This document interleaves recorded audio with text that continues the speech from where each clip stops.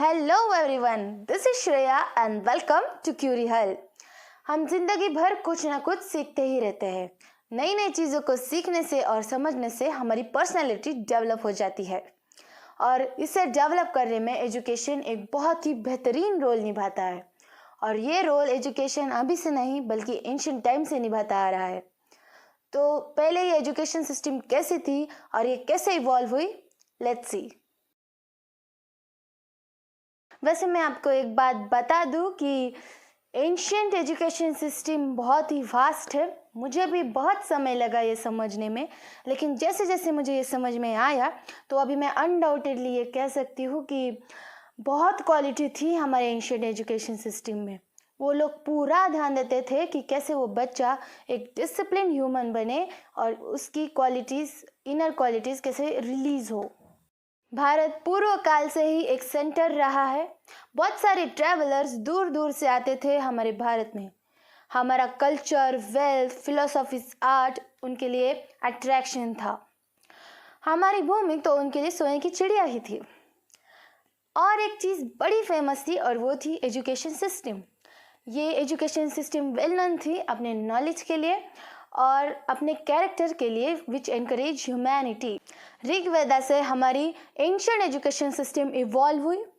वो लोग दोनों तरफ ध्यान देते थे, अंदरूनी और बाहरी क्षमता, that is inner and outer self. वो लोग फोकस करते थे on moral, physical, spiritual and intellectual aspects.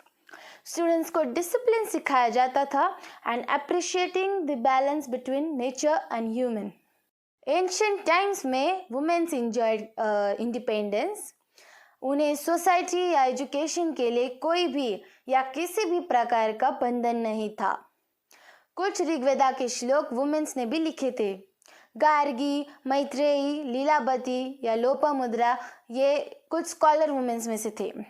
तब वुमेन्स के दो टाइप थे, एक सद्योद्वास यानी वो जिन्होंने शादी होने तक एजुकेशन लिया, और दूसरा ब्रह्मवादिनीस यानी कि जिन्होंने शादी नहीं की और एजुकेशन कंटिन्यू रखी। गुरुकुल की कंसेप्ट 5000 BCE में आई और ये वैदिक टाइम में ज़्यादा प्रिविलेंट थी। ये एक रेसिडेंशियल प्लेस ऑफ लर्निंग था जहाँ गुरु और शिष्य एक साथ रहते थे और एक दूसरे की मदद करते थे। इसका प्राइमरी मोटिव था लर्निंग एंड डिसिप्लिन, और शिष्य के इनर पोटेंशियल को एक्टिवेट करने के लिए ये बहुत ही महत्वपूर्ण हिस्सा था। History, maths, art of debate, languages, इस तरह के सब्जेक्ट वहाँ सिखाए जाते थे, लेकिन वो आउटर सेल्फ पे भी फोकस करते थे। इसलिए योगा, मेडिटेशन, स्पोर्ट्स, क्राफ्ट, इस तरह के सब्जेक्ट्स भी इंक्लूडेड थे। यानी हेल्दी माइंड और हेल्दी बॉडी पर वो एक्चुअली अमल करते थे। गुरु शिष्य की ये डोर बहुत ही पवित्र मानी जाती थी और गुरु कोई भी फीस चार्ज नहीं करते थे, लेकिन गुरु दक्षिणा दी जाती थी शिष्य की तरफ से as a respect. Ancient India में बुद्धिस्ट एजुकेशन सिस्टम भी था। इस सिस्टम में पाली लैंग्वेज यूज होती थी। बच्चे 8 साल के होने के बाद एक सेरेमनी होती थी, पभज्जा नाम था उसका, और इस सेरेमनी के बाद बच्चे अपने टीचर के साथ रहने लग जाते थे अपनी शिक्षा प्राप्त करने के लिए। यहाँ पढ़ाए जाने वाले विषय की मैं अगर बात करूँ तो पहले आता है त्रिपिटका। पिटका का मतलब है बास्केट या कलेक्शन या सेक्शन एक्सेट्रा, और इसके 3 टाइप थे इसलिए उसे त्रिपिटका कहते हैं। विनय शब्द का मतलब है rules. Vinay Pitaka rules of behaviour सिखाता है जो भिखुनीज और भिखुस को फॉलो करना पड़ता था। अभिधम्मा पिटका जिसमें बुद्धिज्म के डॉक्ट्रिन या प्रिंसिपल्स थे। और फिर आता है सुत्त पिटका जिसमें गौतम बुद्ध के टीचिंग्स और मॉरल्स इंक्लूड थे। इसके अलावा arithmetic, military science, law, performing arts ऐसे सब्जेक्ट्स भी सिखाए जाते थे। तक्षशिला एक बहुत ही इम्पॉर्टेंट सिटी थी हमारे एंशिएंट इंडिया के ट्रेड रूट के लिए। आर्कियोलॉजिकल एविडेंस बताता है कि ये सिटी 6th सेंचुरी BCE में इस्टेब्लिश हुई। 4th सेंचुरी BCE तक तक्षशिला यूनिवर्सिटी बहुत ही फेमस हो चुकी थी वर्ल्ड वाइड। हमारे बहुत सारे स्कॉलर्स वहाँ पढ़ चुके हैं। For example Chandragupta Maurya, the founder of the Mauryan empire, the grammarian Panini, Vaidyacharak, the father of the medicine, और चाणक्य जिनकी अर्थशास्त्र बुक बहुत ही फेमस है।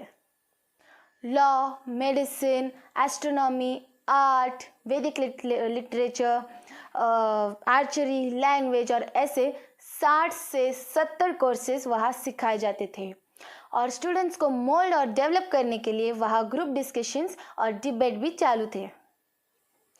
बहुत ही फेमस यूनिवर्सिटी थी ये। लोग हर जगह से ट्रैवल करके आते थे all the way to India education के लिए। अलेक्जेंडर के साथ एक ग्रीक हिस्टोरियन थे जिन्होंने तक्षशिला यूनिवर्सिटी के बारे में एक डिस्क्रिप्शन लिखा and there he stated that such university did not exist anywhere in the Greece. अपनी क्वालिटी की वजह से तक्षशिला देशों विदेशों में सबसे अट्रैक्टिव यूनिवर्सिटी बनी रही until it was destroyed। Nalanda university 5th century CE में एस्टैब्लिश हुई। वहाँ की लाइब्रेरी में thousands ऑफ बुक्स थे और वो लाइब्रेरी सबसे बड़ी लाइब्रेरी थी। स्टूडेंट्स को एंट्रेंस एग्जामिनेशन देनी पड़ती थी वहाँ एडमिशन लेने के लिए।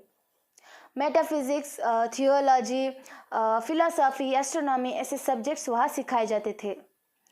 7th सेंचुरी CE में ज़ुआनज़ैन और चाइनीज स्कॉलर ने नालंदा यूनिवर्सिटी को विज़िट दिया और उन्होंने उस पर एक अकाउंट लिखा और बाद में उन्होंने योगा सीखने के लिए वहाँ एडमिशन भी ले लिया। इस तरह वल्लभी, वाराणसी, कांची और विक्रमशिला यूनिवर्सिटीज़ भी बहुत फेमस थी अपनी क्वालिटी एजुकेशन की वजह से। तो चलो अब हम अपने सेकंड पार्ट की तरफ बढ़ते हैं, that is education during British India. British Raj से हमारे यहाँ मॉडर्न एजुकेशन की शुरुआत हुई। वो कैसे? तो ईस्ट इंडिया कंपनी ने पहले तो ध्यान नहीं दिया था या कोई फिक्र नहीं की थी भारत के एजुकेशन के लिए, और उनका प्राइमरी मोटिव ये था कि प्रॉफिट मेकिंग, तो वो उसी पर ही जुटे थे। पर जैसे जैसे टाइम बीता उनको लोगों की ज़रूरत पड़ने लगी उनको असिस्ट करने के लिए, और जिनके पास नॉलेज हो और जिन्हें नेटिव और इंग्लिश लैंग्वेज पता हो। तो इसके लिए 1813 में एक चार्टर एक्ट के तहत 1 लाख रुपए सैंक्शन हुए इंडिया के एजुकेशन के लिए। पर कुछ मुश्किलें आ रही थी। एंग्लिसिस्ट और ओरिएंटलिस्ट के बीच में बहस हो रही थी। एंग्लिसिस्ट यानी कि वो जो इंग्लिश को प्राधान्य दे, और ओरिएंटलिस्ट वो जो लोकल के पक्ष में हो। तो वही इनके बीच बहस चल रही थी कि एजुकेशन वेस्टर्न स्टाइल हो या लोकल स्टाइल हो, लैंग्वेज इंग्लिश हो या नेटिव हो। तो इस मुश्किल का हल निकल नहीं रहा था। तो गवर्नर जनरल काउंसिल के सदस्य के नाते मैकॉले ने कहा कि इंग्लिश ज़्यादा इम्पॉर्टेंट है और हमें इंग्लिश को ही चूज़ करना चाहिए क्योंकि ट्रेड वगैरह सब इंग्लिश में ही होते हैं। लेकिन उनकी आइडिया ये थी to generate people who are Indian by colour and blood but English by taste, opinion, morality and intellectual.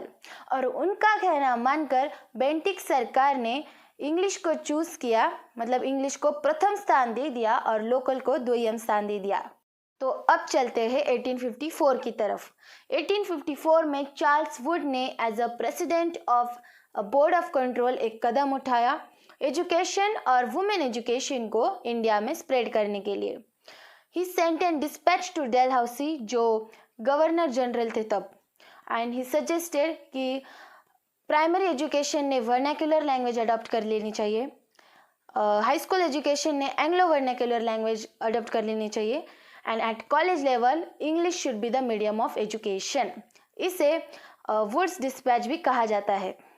कुछ प्रोविजन ये भी थे कि एक गवर्नमेंट स्कूल हर एक डिस्ट्रिक्ट में ओपन हो, भारतीय लोगों को उनकी मातृभाषा में भी सिखाया जाए और वुमेन एजुकेशन को इनकरेज किया जाए। तो अभी आ गए हम हंटर्स कमीशन की तरफ। वुड्स डिस्पैच के अगेंस्ट कुछ कंप्लेन आए, या यूँ कहूँ तो जो भी इफेक्टिव रिजल्ट निकलना चाहिए था वो नहीं निकला। वॉट एवर द रीज़न, इसकी वजह से 1882 में हंटर कमीशन फॉर्म हुआ अंडर W.W. हंटर, एजुकेशन की तरफ ध्यान देने के लिए। प्राइमरी एजुकेशन की सुधारना करना और सेकेंडरी एजुकेशन का दो टाइप हो। पहला ये कि स्टूडेंट्स को यूनिवर्सिटी एंट्रेंस एग्ज़ाम के लिए तैयार करना और दूसरा उनके प्रोफेशन के लिए उनको प्रोफेशनल एजुकेशन देना। ये हंटर्स कमीशन के सूचनाओं में से 2 सूचनाएं थी। तो अभी आ गए हम हमारे थर्ड पार्ट की तरफ, that is post independence education. Independence के बाद डॉक्टर सर्वपल्ली राधाकृष्णन हमारे यूनिवर्सिटी एजुकेशन कमीशन के चेयरपर्सन बने। उनकी वजह से हमारी एजुकेशन सिस्टम मोल्ड होने में बहुत मदद हुई। उनके सजेशन से मदद हुई हमारे एजुकेशन सिस्टम इम्प्रूव होने में, that suits present and future requirements of the country. उन्होंने सुझाया कि यूनिवर्सिटी से पहले एक 12 साल का प्री यूनिवर्सिटी हो, जो आज भी कायम है। और उन्होंने कहा कि एजुकेशन के 3 उद्देश्य हो, दैट जो हो जनरल एजुकेशन, वैल्यू एजुकेशन और प्रोफेशनल एजुकेशन। 1964 में आया कोठारी कमीशन। इस कमीशन के 2 सुझाव ये थे कि एजुकेशन में समाज सेवा, कार्य अनुभव और उत्पादन अनुभव शामिल हो, that is social service, work experience and production experience. और दूसरा ये था कि स्टूडेंट्स को जो नॉलेज मिल रहा है उसका प्रैक्टिकल दुनिया में भी यूज़ किया जाए, ऐसा हो। और हमारा नेक्स्ट स्टॉप है न्यू एजुकेशन पॉलिसी 1986, जिनका ऑब्जेक्टिव्स था प्राइमरी एजुकेशन को all over the India spread करना, लिटरेसी रेट को बढ़ाना और हायर एजुकेशन को इम्प्रूव करना, ताकि ग्लोबलाइजेशन और मॉडर्नाइजेशन के चैलेंजेस हमसे टैकल हो पाए। तो आई होप आपको ये वीडियो अच्छा लगा हो। आज के लिए बस इतना ही। Please like, subscribe and share my channel query हल।